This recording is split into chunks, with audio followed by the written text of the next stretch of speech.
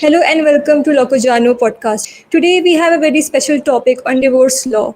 Recently, the Supreme Court ruled that it can grant divorce to consenting couples in cases where there has been an irretrievable breakdown of marriage using its special powers under Article 142 of the Constitution. Now, it's crucial because earlier cases would go to the family court first, and couples would have to wait for 6 to 18 months before they could get a divorce. Now, with this ruling, the Supreme Court has waived off the 6 months cooling period. To understand the implications of this judgment, we have a very special guest today, Mr. Abhijit Mishra. Thank you so much for joining in. Mr. Abhijit is a designated partner at the Payal Law Chamber, LLP, leading the overall litigation arm of the law firm before the Honorable Supreme Court of India and Honorable High Court of the States in India. Welcome to the podcast, sir. Thank you so much. Before we proceed, can you tell us about your inspiring journey to our audience? Well, I'm a humble advocate, like most of our brothers and sisters in the bar. Um, I joined the profession long back, and the only journey that I have understood is reading and getting to know law every day. So, practically every day we are students, and every day we are learning something new about the law. I have not found any of the pristine judges or extremely highly dignitaries in the field of law who can say that we'll know law everything. So even today, I'm a student of the law, and hopefully, I'm learning every day on each and every aspect of it. That was really interesting to hear. Now, coming to the topic, this case was considered as landmark and progressive decision. Do you think it was a Yes. landmark decision? Definitely, it was. So basically, the situation is this: there are three couple of questions which have been answered by this. Number one question of law which has been answered is: what are the limitations of powers of Honorable Supreme Court of India under Article 142 of the Constitution of India? Usually, when there is a subsisting set of laws which exist to settle the disputes between the parties, the Article 142 of the Constitution of India cannot be invoked. It is invoked only and only when there is no opportunities left. So the present judgment actually tells us most important aspect is that no parties can go directly to the Honorable Supreme Court and demand that please, I'm fed up with this man, I'm fed up with this woman, and please grant me a divorce. It will not happen. The law will prevail. The question which arises is what is the definition of irretrievable breakage of marriage? So practically, Honorable Supreme Court of India has been silent on that part. Or in fact, nobody can say what exactly is irretrievable breakdown of marriage. Every individual is unique. Like for example, if I, for an example, I'm a person A.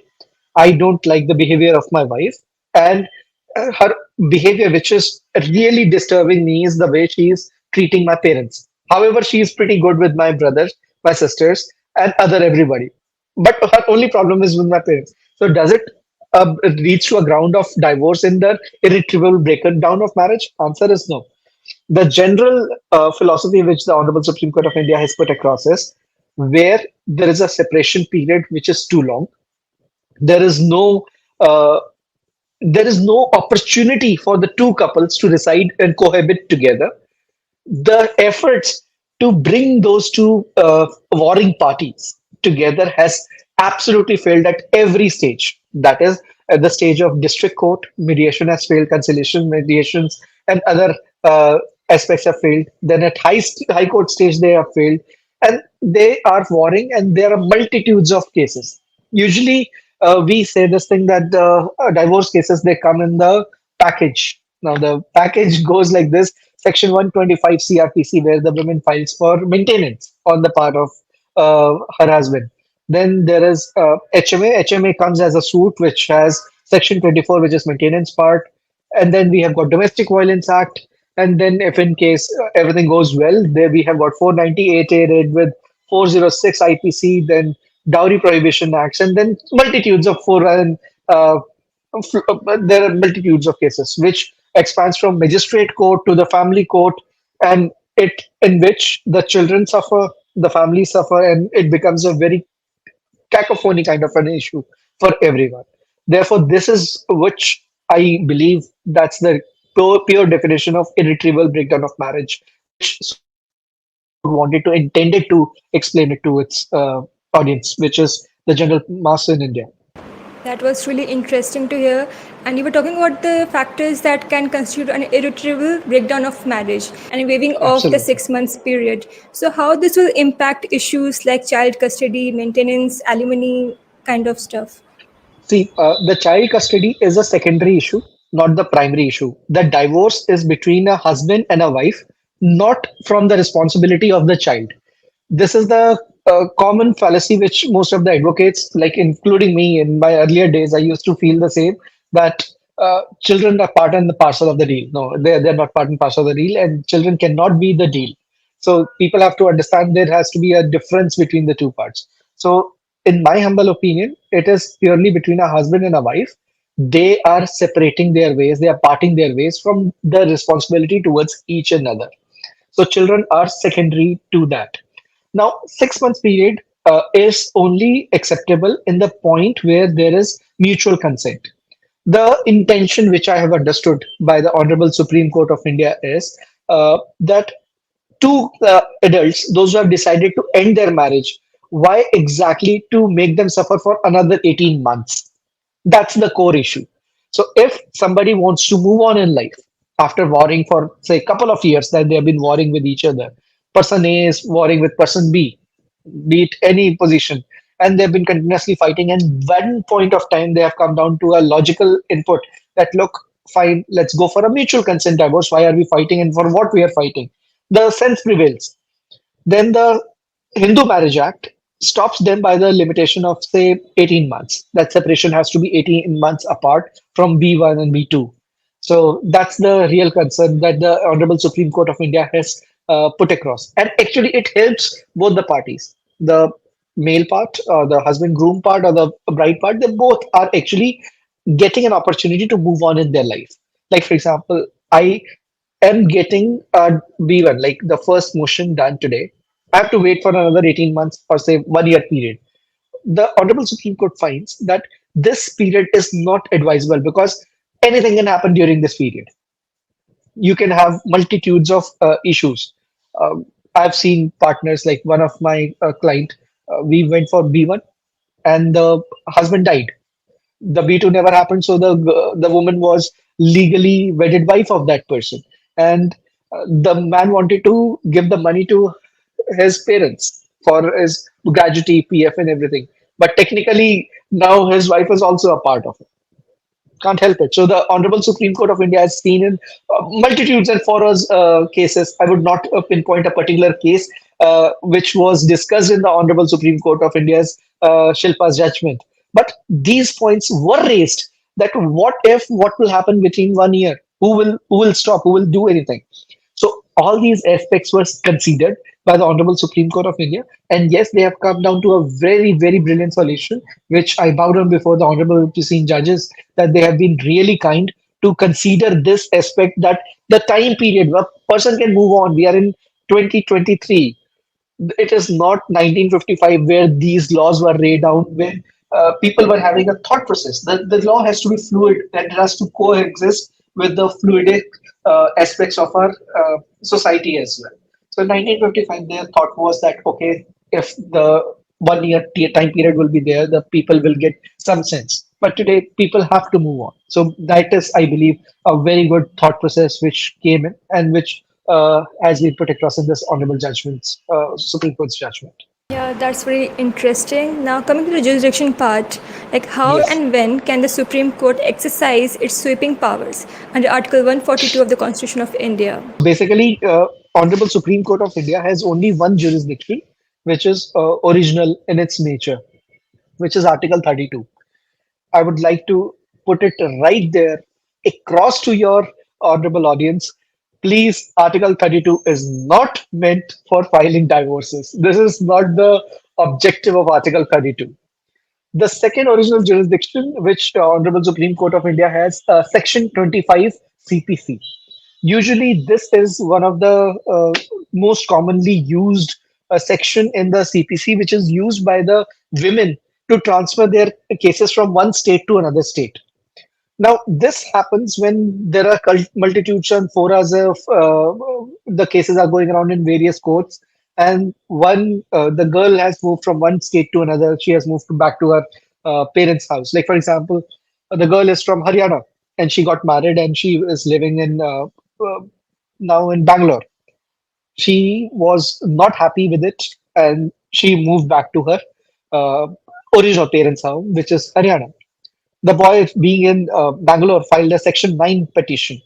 So, Section 9 is a restitution of conjugal rights between husband and wife. He wants to call back his wife. Or, for example, has filed a case of divorce on the basis of Section 19 HMA, which means last resided place. What should we do about it? So, Bangalore has a jurisdiction, but the women says, look, you have filed a case. I'll go to the Honorable Supreme Court of India and I will get this case transferred to Gurgaon for the sake of an argument. During that point of time, this application, which can be civil miscellaneous or a criminal miscellaneous, depending if you're taking a criminal case under 406 CRPC to the Honorable Supreme Court of India, Supreme Court can consider. The point is, it is not a statutory right that a person has, but it is Supreme Court India can exercise if provided there are grounds for exercise of Article 142 of the Constitution of India and using its magnanimous powers to do the final justice. The objective is to do the final justice. Uh, what I have personally noticed and seen from Honorable Supreme Court, they actually prefer to go for mediation first. The Honorable Supreme Court of India, they have their own mediation cell, having one of the best advocates, those who are actually dedicated to resolving the disputes. So they actually help the parties to reach to a particular solution by amicably settling it down or amicably parting away. Both the ways. That is where the situation is.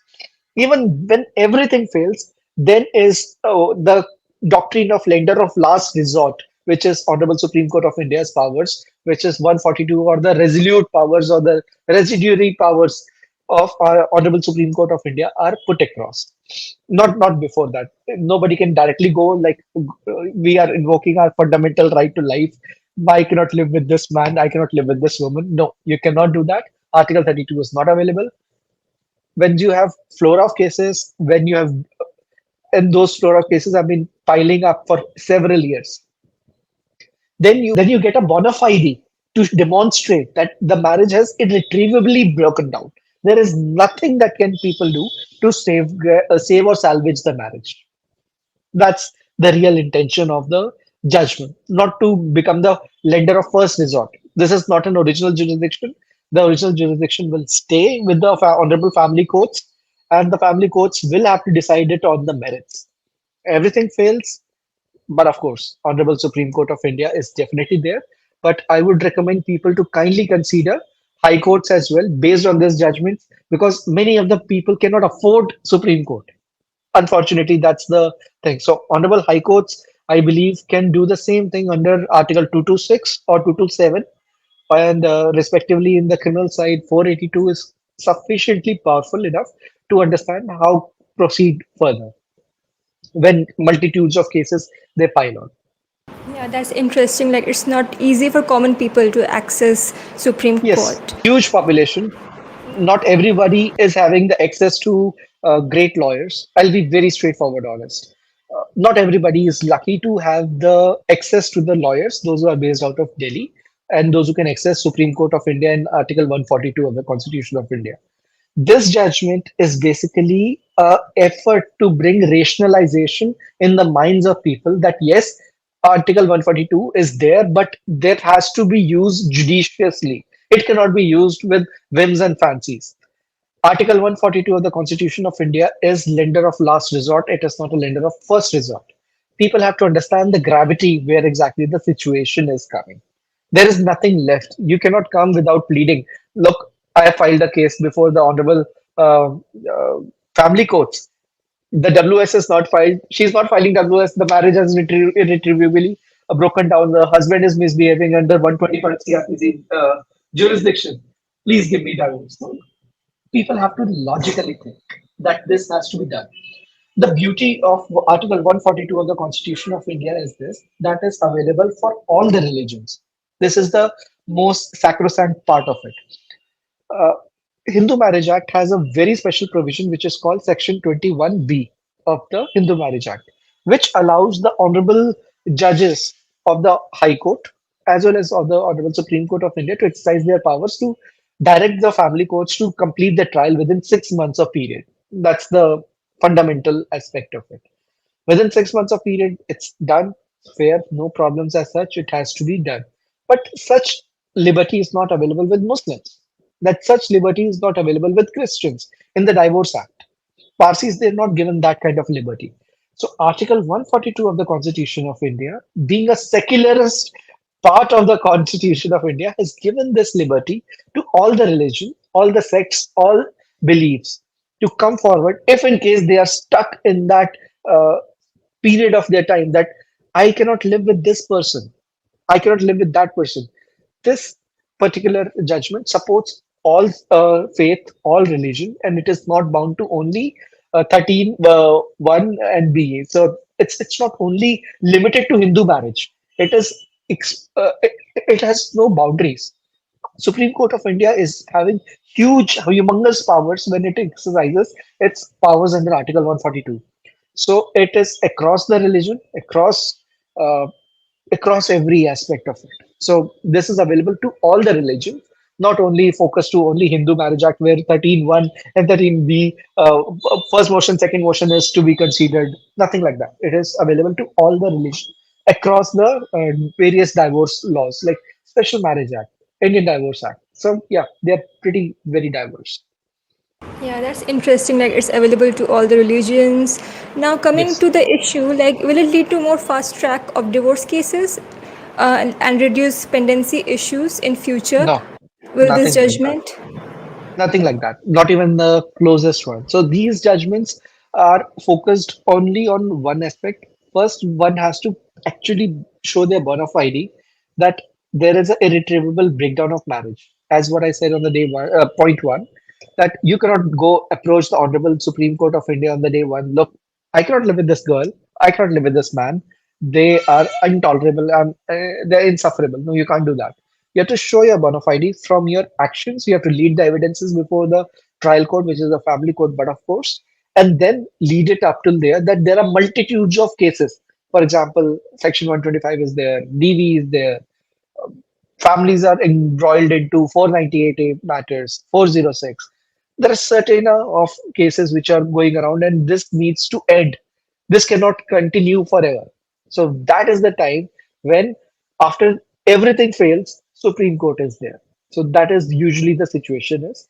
The trick or like the route that usually people adopt is Section 25 CPC, where they want to transfer from one state to another. That is the time they actually try to exercise this by a virtue of civil miscellaneous application or any particular miscellaneous application that please kindly you decide, Honorable Supreme Court of India, we have fought enough, it has to end. Or there is a second round or third round of litigation which is going around. Like, for example, you have already won or lost in the family court, then there is a high court, it goes basically before the division bench. The division bench is has decided, then you go to Honorable Supreme Court of India. But at the same time, your 498A case is still pending before the magistrate because magistrate has not taken cognizance or still it's at the stage of, we can say, investigation. We don't know at what stage. So multitude of forums, multitudes of cases, it is not progressing at the same pace. Like your divorce case may be progressing simultaneously in a very good way, but your DV case, which is before the magistrate, is not proceeding simultaneously. So you have to show that yes, enough is enough. Please try and understand, my lords. Kindly give us relief. That is the kind of relief that can be given to you. So that's where the situation is. That was really interesting angle to see. Now, my next question is that do you think, in view of this judgment, there will be an impact on public policy making? Like, should the parliament legislate this irretrievable breakdown of marriage as one of the grounds for divorces in the future? Well, actually, Parliament has already made it because, like, the cruelty is what? What is cruelty? Cruelty is not defined. It was Samar Ghosh and Jaya Ghosh in 2010, I believe. They made this judgment came in. I'm forgetting the year of judgment, but Samar Ghosh and Jaya Ghosh was the first bona fide attempt in my eyes as an advocate to define what is cruelty. And even in that, the Honorable Supreme Court of India says this is not the sphere we can bound the cruelty into. So it took what? 1955, the law came, Hindu Marriage Act. 1955 to 2007, like so, Parliament has already legislated. The question is, public policy is not the real point. It is the uh, judicial policy by setting of judgments. This is one of the judgment, but the core judgments would be always be Samar Ghosh, Jaya Ghosh, where what exactly is irretrievable breakdown of marriage. Even in this particular judgment, there is no hardcore, well-defined definition what exactly is actually we call it irretrievable breakdown of marriage. You will never find in this judgment, and practically nobody can define it. Nobody can. You ask any chief justice of the honorable supreme high courts of India. There are 25 high courts. If you will ask one chief justice, he will have a different opinion about irretrievable breakdown of marriage. Other will have a different.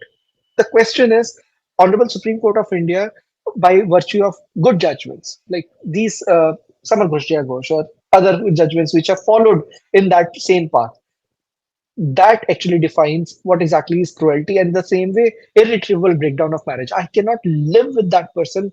Person has to show that, look, enough is enough. There is a point I cannot go beyond this.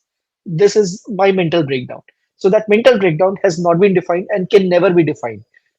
Reason is very simple on that, that my level of acceptance of a problem is different than your acceptance of problem. Yes, there cannot be any legislative policy because you cannot define cruelty according to the best of my understanding, and that is the reason why we don't have any unified law for torts. Torts cannot be defined. It is the situation which actually defines the tort, not the other way around. So similarly, personal laws are absolutely on the same basis. We cannot define and work these things out. So it is more of a judicial wisdom that actually occurs rather than the legislative reforms that are required. Legislative reforms cannot define the personal relationship beyond a point. UCC, which is like Uniform Civil Code, in my humble opinion, that too is a fallacy. That is opinion of many jurists that there should be a uniform civil code, but practically there cannot be. The personal laws of Hindus are different than the personal laws of Muslims. So there cannot be a one single golden jacket that can be brought upon. Yes, there can be certain areas like women rights that women can be subjugated to ABCD conditions. No, it cannot be. That infringes their fundamental rights or children rights or anything. So there can be a very simple length of basic guidelines, but you cannot bring UCC. Similar is in this way. There cannot be any hard and fast rule that if you will do this, it will be considered as irretrievable breakdown or cruelty or something. Interesting to hear. Now my next question is: will this judgment will be misused in future? Like, will there be any Well, adverse consequence? Well, see, every judgment comes with a pros and cons, and misuse or abuse depends upon the people. Like one of the key aspects, which, according to me, the Honorable Supreme Court of India uh, should have done in this particular judgment was to actually define what exactly irretrievable breakdown of marriage, or given few examples like what they have done it in Samar Ghosh and Jaya Ghosh. They have listed down couple of points that what exactly amounts to cruelty. So what exactly amounts to irretrievable breakdown of marriage, we don't know. So people, I have seen people, they fight a lot. They have multitudes of cases, but at the end of after counseling or something, they decide to rekindle their relationship.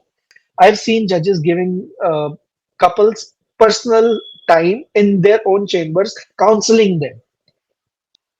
Other way around, if we see the other way around, it goes good and it goes bad. So there is no right and wrong definition. So how can we reach to that conclusion?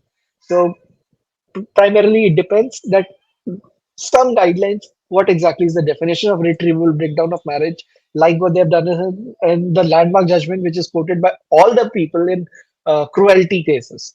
Samar Ghosh, Jaya Ghosh. They should have given those list that these are the criteria. If they remotely meet or they closely meet, then we can consider or we cannot consider it as a retrievable breakdown of marriage. So abuse will take place. Yes, that is true, but that is where we find the equilibrium.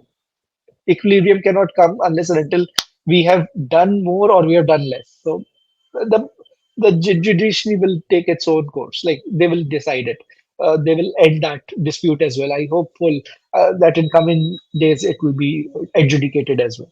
That's really interesting. Now, I'm coming to the end of the section. Like, what do you Sure. think would be the impact of this decision on the Indian social and cultural norms around divorces? It will try to dispel bias or shape attitudes towards divorce as a concept in No, India.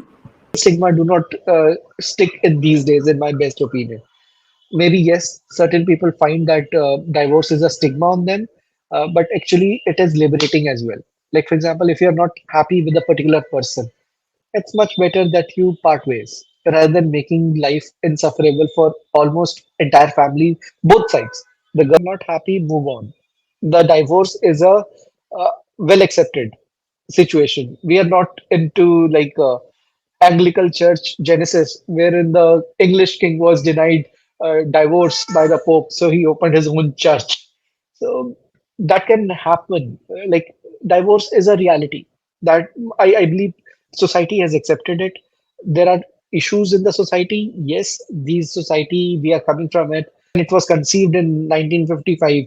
Uh, but of course, they thought that there has to be a way out, and that is what it was. That much better that two people not happy part your ways. We was there are multitudes of cases which are going around, usually between the warring bride and groom, and which actually not only engulfs their life, but it engulfs the life of their family members as well. So 498A cases, uh, sister, mother, father, their relatives, sister's husband, uh, brother's wife, their relative, multitudes, everybody is a part of it. It becomes a family saga altogether. So it is what it is. We can't really do anything about it. So divorce are realities. It won't change any society, and society has accepted it, in my humble opinion. It is not going to change anything as such. That was really interesting. Now, do you have any concluding remarks before we conclude our session for today? See, the concluding remarks would be this that uh, try and work out any divorce or family disputes through amicable resolution, through conciliation or mediation. Uh, the family disputes are the result of misunderstanding, basically, between two people, those who are those who intended to live together at one point of time. It is much better that two people can consider conciliation or mediation to sort their disputes. Uh, One more interesting part that I would like to bring is arbitration part. Uh, Usually, the family courts have the predominance over all the family related disputes, but there can be arbitration clause as well for property. For example, if you want to distribute the property distribution can be done through arbitration. That is again a very worthy uh, opinion, adjudicated opinion that can go a very long way. So, if in case this thought could have been done that uh, arbitrators can be appointed, those who have experience in family law, who can actually conciliate, if not conciliate, arbitrate the disputes. Family courts monopoly over the issue of over the subject matter of divorce and family matters can be further segregated such that it can reduce the pressure on the judges. That is one better way, but it is again a matter of public policy, which can be legislated by the honorable parliament. Yeah, that was really an interesting session, and it was really wonderful to have you here. So, thank you Thank so you. much for this session. I hope it was helpful for our audience in understanding this complex topic. If our audience have any doubts or comments, do let us know in the comment section. Follow us for more such sessions in the future. Thank you, goodbye, and take care.